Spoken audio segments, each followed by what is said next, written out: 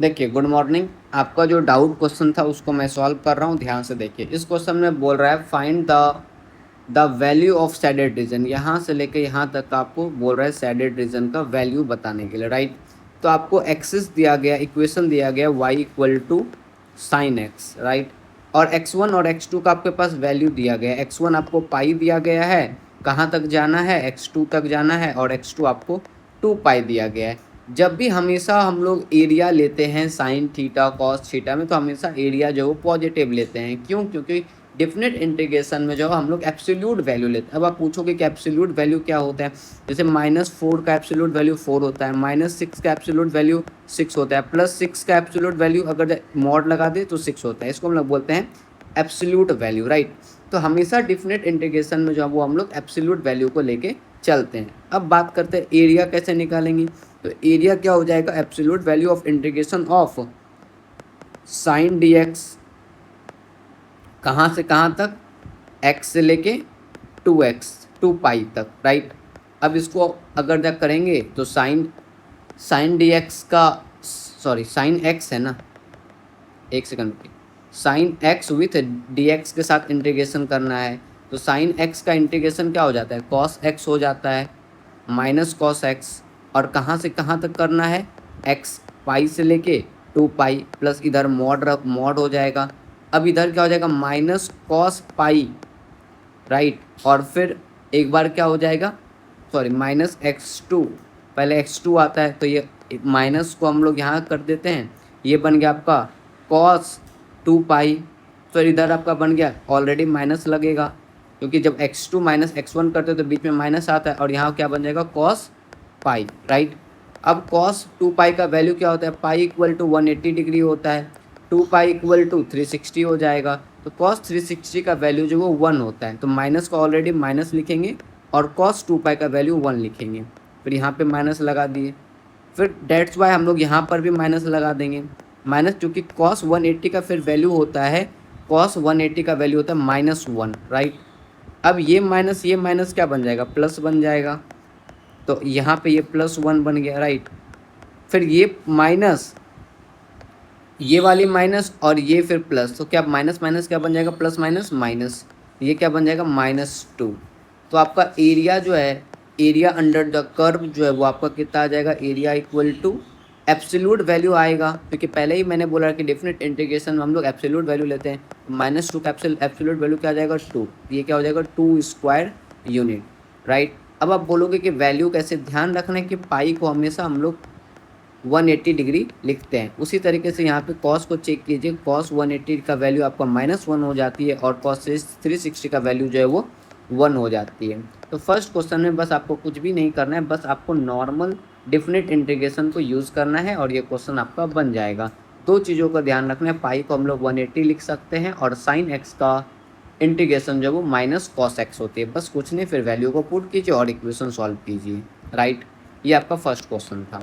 चलिए मैं आपको सेकंड क्वेश्चन की तरफ मूव ऑन कर रहे हैं। सेकंड क्वेश्चन समझिए कि सेकंड क्वेश्चन आपको क्या बोल रहा है। सेकंड क्वेश्चन आपको सेम जो आपको फर्स्ट क्वेश्चन में बोला गया, इसमें भी आपको सेम बोला गया, यहाँ पर भी आपको बोला गया है डेफिनेट इंटीग्रेशन का यूज़ करने के लिए। मतलब कि समझिए, जैसे कि ये आपको ग्राफ दिया गया है और बोल रहा है y equal to d x, कहाँ से कहाँ तक, 0 से लेके 3 तक का वैल्यू बताने के लिए। क्या यही क्वेश्चन बोला गया है?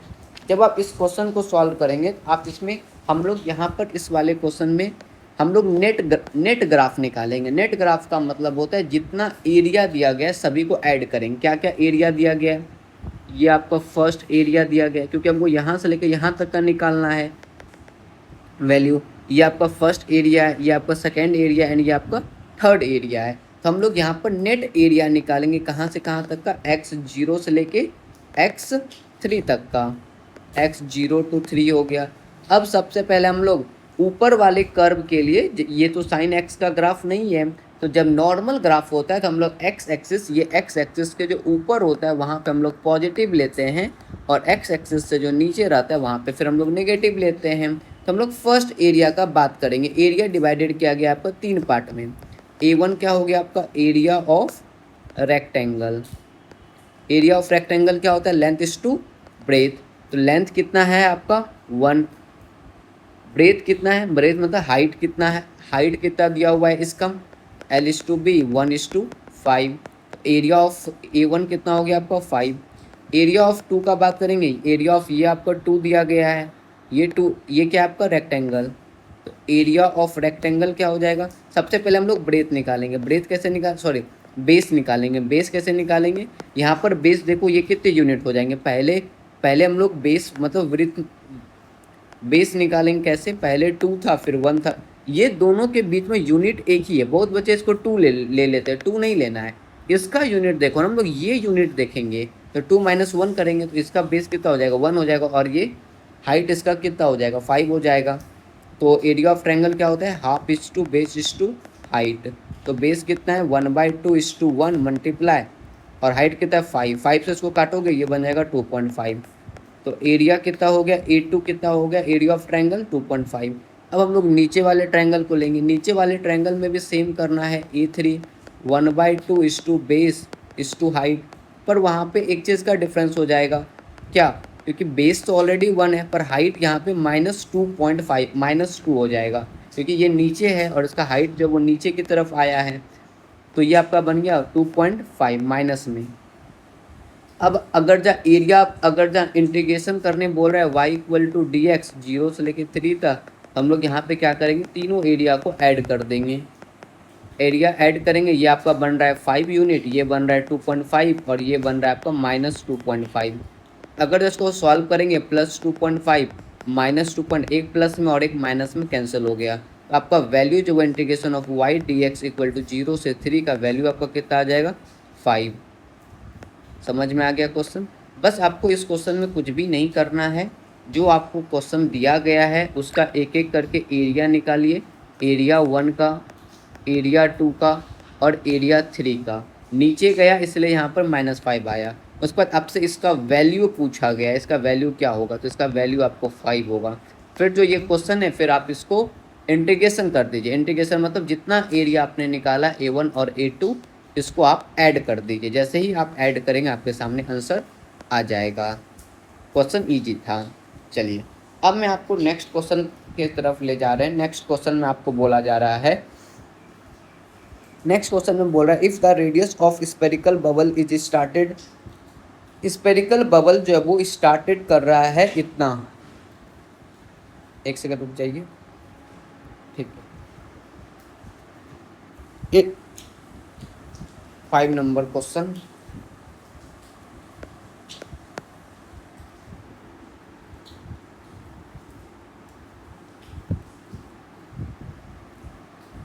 फाइव नंबर में क्वेश्चन बोल रहा है if the radius of spherical bubble started increases with time इतना। 5 नंबर को क्वेश्चन का ध्यान से समझिएगा, इसमें यहाँ पर चेन रूल को यूज़ किया गया, राइट।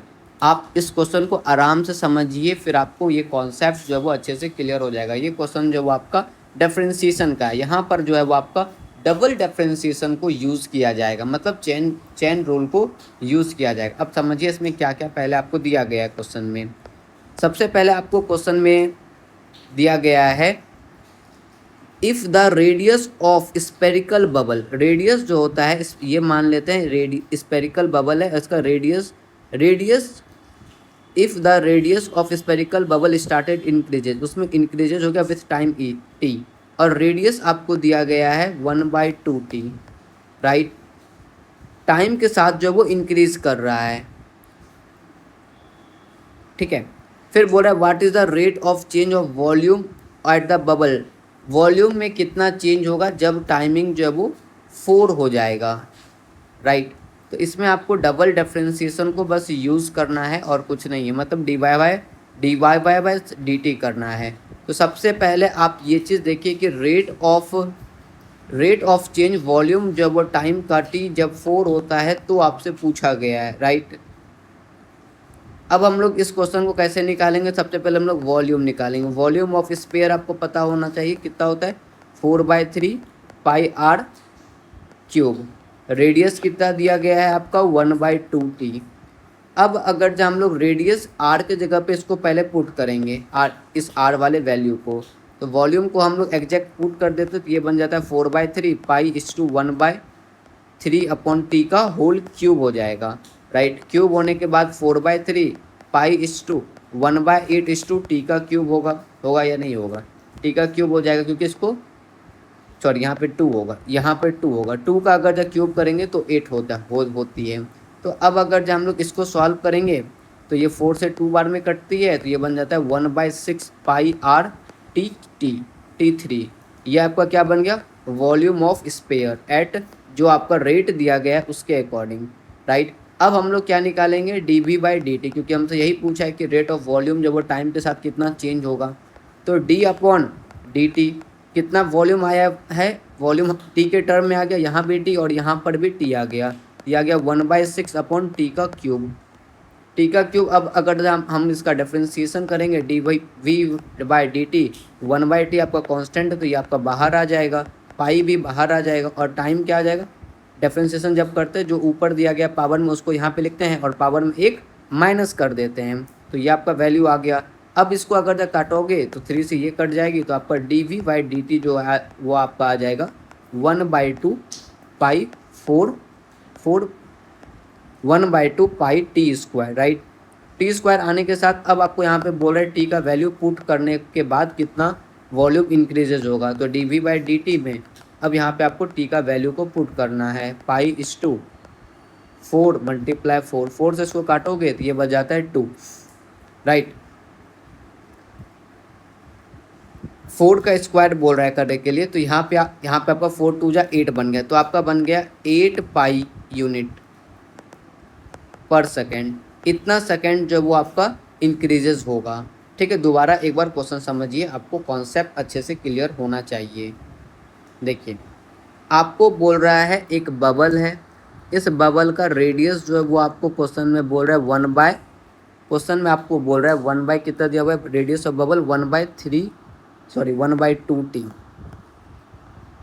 और टी बोल रहा है 4 सेकेंड जब होता है तब रेट ऑफ मतलब rate of volume with time, volume के साथ टाइमिंग में कितना इंक्रीजेस होगा, ये आपसे पूछा गया है क्वेश्चन में, राइट। एक बार दोबारा सॉल्व करते, कॉन्सेप्ट को समझिएगा। वॉल्यूम आपका होता है, वॉल्यूम ऑफ स्पेयर होता है 4/3 pi R T cube, right, sorry pi R cube होता है।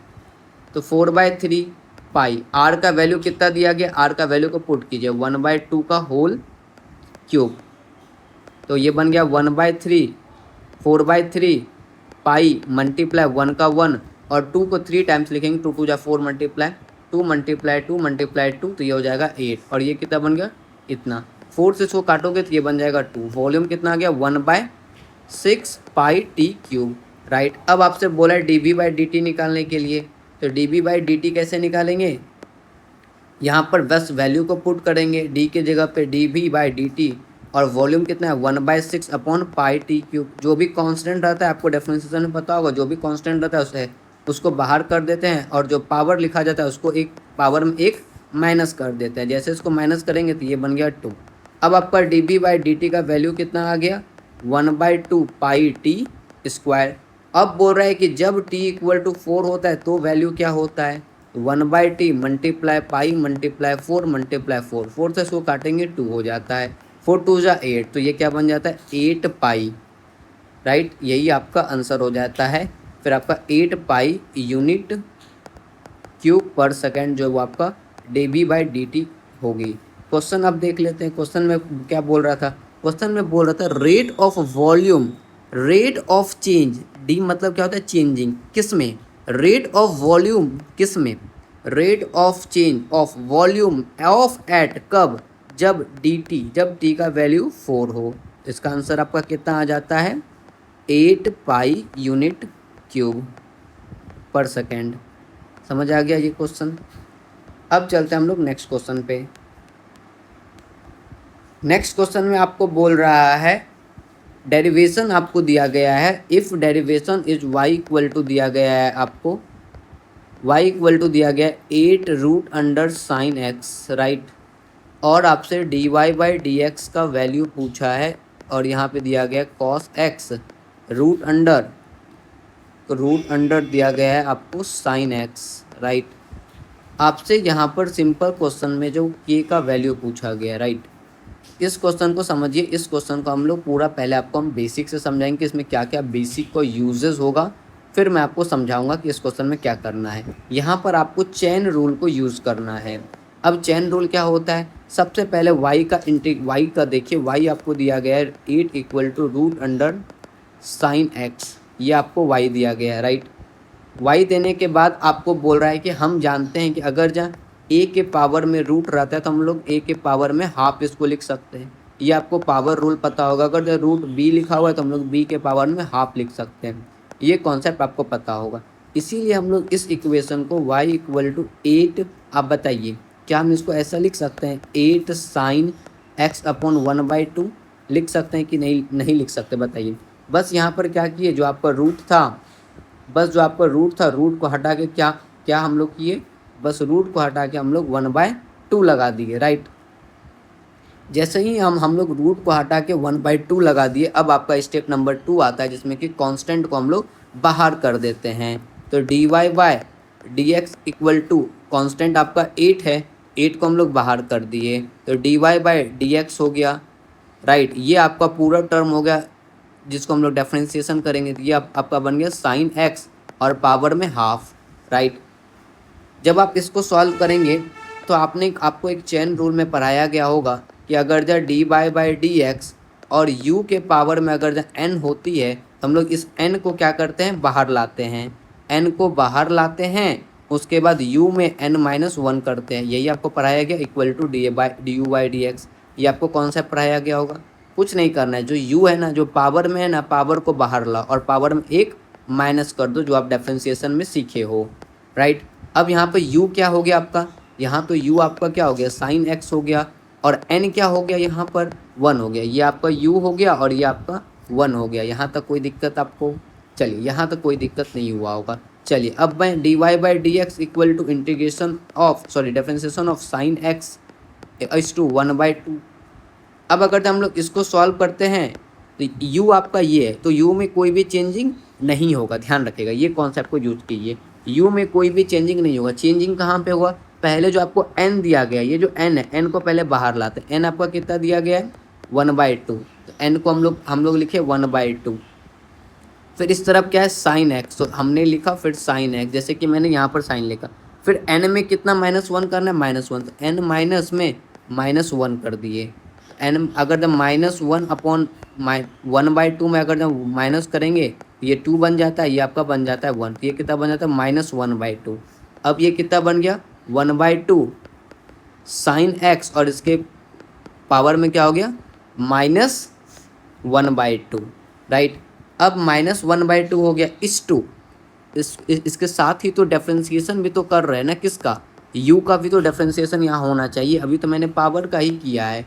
अब हमको अगर जो u का डिफरेंशिएशन करना है तो u का डिफरेंशिएशन करने के लिए हमको यहाँ पर क्या क्या लिखना पड़ेगा, साइन एक्स, राइट। तो अब ये क्या बन, डिफरेंशिएशन आपको बताया गया होगा कि जब डिफरेंशिएशन होता है साइन एक्स का एक्स के टर्म में, तो यहाँ पे हो जाता है कॉस एक्स, राइट।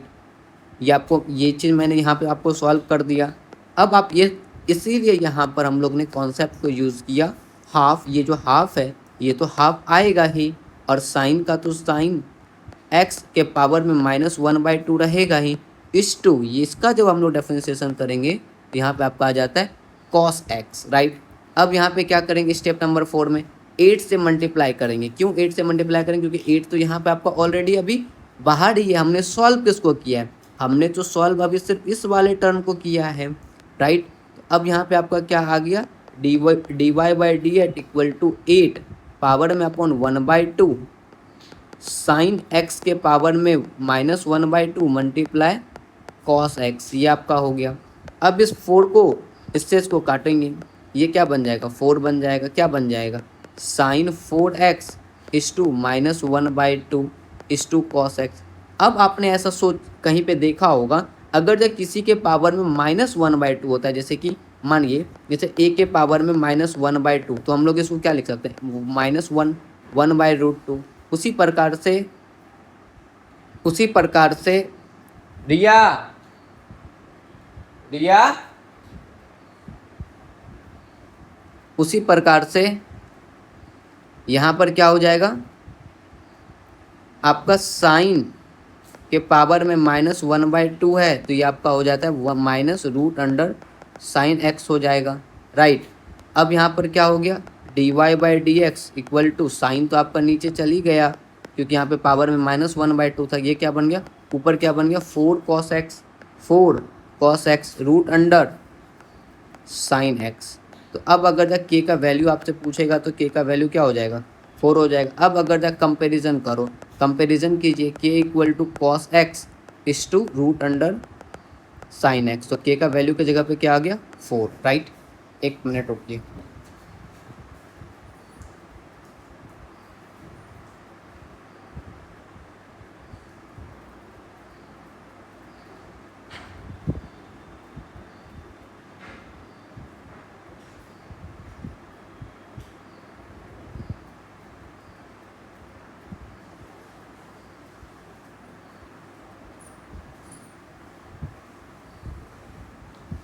चलिए, तो ये क्वेश्चन आपको समझ में आ गया। अब मैं बात कर लेते हैं आपका नेक्स्ट क्वेश्चन का। दोबारा भी मैं एक बार इसको आपको सॉल्व करके दिखा देते, कुछ भी नहीं करना है। देखो, एक बार मैं आपको दोबारा सॉल्व करके दिखा देते, हो सकता है ये क्वेश्चन आपको थोड़ा टफ लग रहा हो। दोबारा मैं इस क्वेश्चन को सॉल्व कर रहे हैं, ध्यान रखिएगा। y इक्वल टू क्या दिया गया है, 8√sin x, राइट। हम लोग a को √a को हम लोग लिख सकते हैं a के पावर में 1/2, राइट। अब y इक्वल टू क्या हम लोग 8:sin x के पावर में 1/2 लिख सकते हैं, बोलिए लिख सकते हैं, हाँ लिख सकते हैं। अब कांस्टेंट को बाहर करो, यहाँ पे कांस्टेंट क्या है, कांस्टेंट आपका 8 है, तो dy/dx इक्वल टू क्या हो जाएगा 8d/dx, और y की जगह पे क्या हो जाएगा, ये वाली पुट हो जाएगी, sin x इज टू 1/2। अब यहाँ पर चेन रूल लगाना है। चेन रूल क्या आपको बोलता है, चेन रूल ये बोलता है d/, यहाँ पे अगर जहाँ n/u लिखा हुआ है तो पहले हम लोग u वाले को, पहले हम लोग u का हम लोग इंटीग्रेशन करते हैं, तो यहाँ पे ये आपका बन जाता है n इक्वल टू u, और इसके पावर में n-1 इज टू du/dx। पहले हम लोग n का करेंगे, फिर हम लोग u का डिफ्रेंसिएशन करेंगे, तो u इक्वल टू यहाँ पे आपका क्या बन गया है sin x, n equal to क्या बन गया है 1/2। अब अगर हम लोग इसका डिफ्रेंसिएशन करेंगे तो dy/dx ये आपका बन जाता है sin x equal to 1/2, right. अब यहाँ पे क्या करेंगे, आपको पहले बाहर लाएंगे कांस्टेंट को, जैसे यहाँ पे n को लाया गया तो ये आपका बन गया 1/2, और यहाँ क्या बन गया sin x इज टू 1/2 में कितना करना है -1, यहाँ पे बताइए अभी 1/2 में क्या करना है -1 करना है, ये क्या बन गया आपका 1/2 sin x। अब 1/2 में -1 इसको सॉल्व करोगे तो ये बन जाता है -1/2, ये क्या बन गया -1/2, राइट। यहाँ तो कोई दिक्कत, यहाँ तो कोई दिक्कत आपको नहीं होगा, ये कॉन्सेप्ट आपका सॉल्व हो गया। अब मैंने आपको u वाला जो ये टर्म था इसको मैंने सॉल्व कर दिया। अब किसको इंटीग्रेशन करना है, साइन को, तो सॉरी डिफरेंशिएशन किसको करना है, साइन को, तो साइन d/sin x इस टू इसको जब आप सॉल्व करते तो ये आपका cos x बन जाता है, राइट। इसीलिए हम लोग ने पूरा इक्वेशन को हमने लिखा 1/2 sin x के पावर में हाफ, और नीचे क्या हो गया आपका, साथ में क्या हो गया cos x। ये पूरा इक्वेशन जो अभी मैंने आपको ये सॉल्व किया, इसका यहाँ पर हमने डिफरेंशिएशन करके बताया, राइट। अब y का अब क्या हो जाएगा, अब 8 से मल्टीप्लाई भी तो करना है, dy/dx क्या हो जाएगा 8:1/2 साइन x के पावर में half is to cos x हो गया। 4 से इसको काट देते हैं, ये बन गया 4 बन गया। ऊपर देखो साइन हम लोग अगर किसी के पावर में अगर -1/2 है तो इसका मतलब क्या है √1/x। अब यहाँ पर साइन जो है वो आपका साइन के पावर में x इक्वल टू -1/2 है, राइट। तो अब ये क्या आ जाएगा, नीचे आ जाएगा, तो 1/x, और ये रूट में चला जाएगा, और इधर क्या बन गया cos x। अब अगर जब आप कंपैरिजन करोगे, कंपैरिजन में क्या है, k equal to cos x is to √sin x, इस k का वैल्यू कितना आपका आ गया 4। समझ आ गया ये कॉन्सेप्ट। 1 से 2 बार आप खुद से सॉल्व करेंगे तो ये क्वेश्चन आपसे जो वो अच्छे से सॉल्व हो जाएगा, ठीक है। अगर जब फिर भी कोई दिक्कत होगा आप मेरे से दोबारा पूछ लीजिएगा। इसका शॉर्ट ट्रिक भी है, पर आप 1-2 बार इस चीज़ को सीखे फिर मैं आपको शॉर्ट ट्रिक भी बता दूंगा, राइट। अब मैं बात कर लेते हैं नेक्स्ट क्वेश्चन का, जो आपका लास्ट क्वेश्चन है। इसमें आपको दिया गया है sin 8 pi upon pi by 6, right. इस इक्वेशन को आपको बोला गया है सॉल्व करने के लिए, यही बोला गया है। अब देखिए इस क्वेश्चन में हम लोग करेंगे क्या। सबसे पहले आपको एक कॉन्सेप्ट पता होगा जिसमें कि हम लोग टू साइन थीटा लेके हम लोग सॉल्व करते हैं। जैसे कि कौन सा कॉन्सेप्ट, देखिए यहाँ पे देखिए,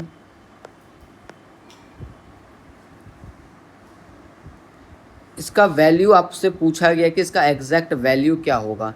तो आपको एक पीरियोडिक फंक्शन पता होगा कि साइन, इसको हम लोग पीरियोडिक फंक्शन आपको पता होगा कि हम लोग इसको लिखते हैं x प्लस 2k पाई, राइट।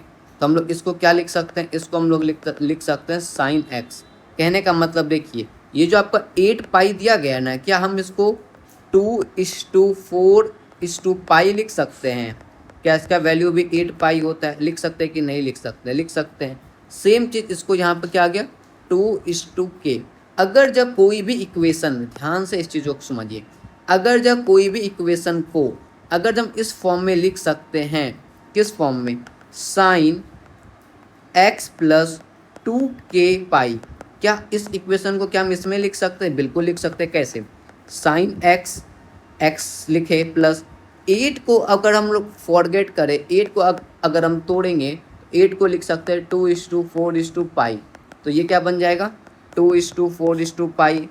अब मैंने आपको इक्वेशन समझाया, अगर जब ऐसा इक्वेशन होती है साइन x प्लस 2k पाई, तो हम लोग इसको क्या लिख सकते हैं, साइन x। तो इसका वैल्यू क्या आ जाएगा आपके पास, साइन x। अब x का यहाँ पे वैल्यू कितना आ जाता है, x का यहाँ पे पुट कीजिए, यहाँ पे आपको x का वैल्यू पाई बाय अपॉन 6 है। पाई बाय 6 का क्या कहने का मतलब 180 अपॉन 6, तो इसको काटोगे तो आपका बन जाता है 30, राइट। तो पाई बाय 6 को हम लोग क्या लिख सकते हैं 30 डिग्री, और 30 डिग्री का वैल्यू क्या हो जाती है आपका 1/2। सो डैट आपका sine 8 pi plus pi by 6 का वैल्यू जो है वो आपका बन के निकल आती है sine pi upon 6 is to sine 30 degree is to its value is 1/2। मैंने